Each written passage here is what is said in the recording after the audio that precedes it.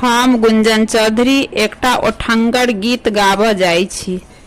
गीत के अहाँ सब अंत तक सुनब।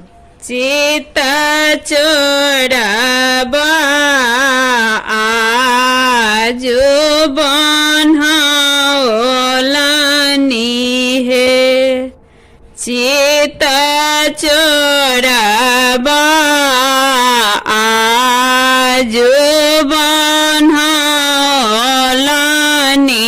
हे, सब सान गुमान गमौलनि हे, सब सान गुमान गमौलनि हे, चित चोरबा आजु बन्हौलनि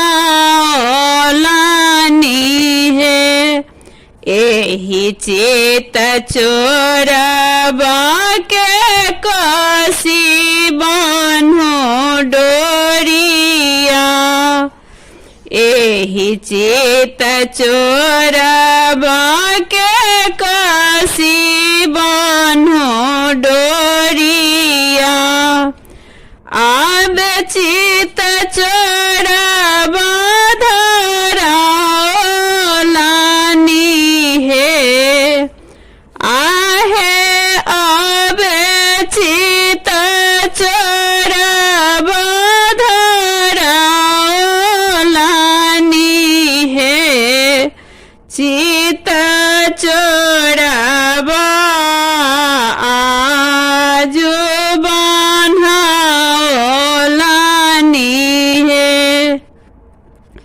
एहि चित चोरबा के माथे मणि मौरिया, एहि चित चोरबा के माथे मणि मौरिया, जानक जमाइया कहाओलनि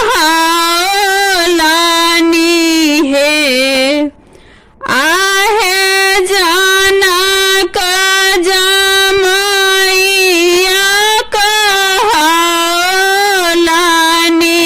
हे, चित चोरबा आजु बन्हौलनि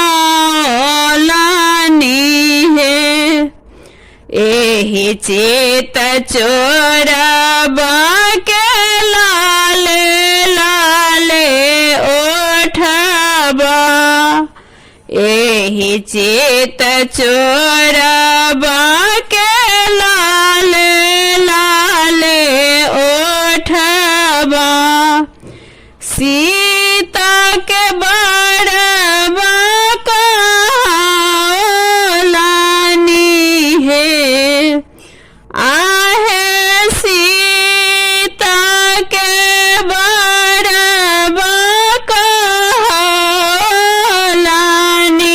हे, चित चोरबा आजु बन्हौलनि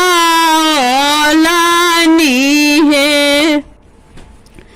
एहि चित चोरबा के हाथे लाले डोरबा, एहि चित चोरबा के